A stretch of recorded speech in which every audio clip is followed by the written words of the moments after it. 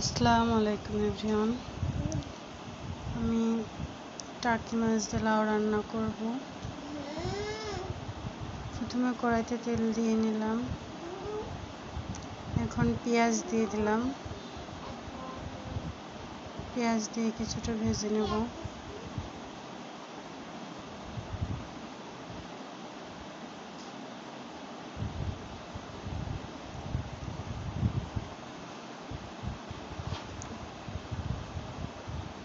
ভাজতে ভাজতে কিছুটা লাল করে নিয়ে তার ভিতরে জিরা দিয়ে দিলাম, গোটা জিরা।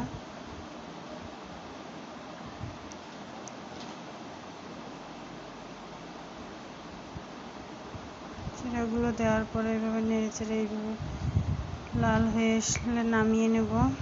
নামিয়ে নিয়েছি। এবার টাকি মাছগুলো দিয়ে দিলাম, পুকুরের তরতাজা টাকি মাছ দিয়ে কাঁচামরিচ, হলুদ,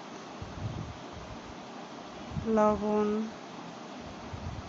ধনিয়া গুঁড়া এবং একটু বাটা মশলা দিয়ে দিলাম, আদা রসুন জিরা মিক্সড করা দিয়ে নাড়াচাড়া দিয়ে দিচ্ছি। এভাবে কিছুক্ষণ কষিয়ে নেব মাছগুলোকে।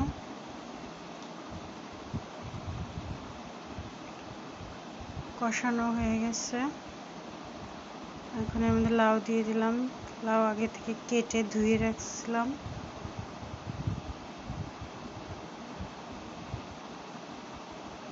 এগুলো একটু নাড়াচাড়া দিয়ে ঢেকে দেব।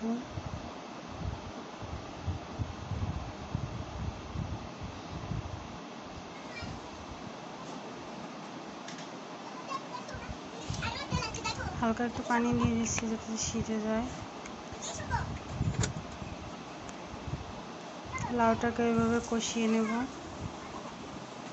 যতক্ষণ না 90% হবে, ততক্ষণ এভাবে সিজিয়ে নেব।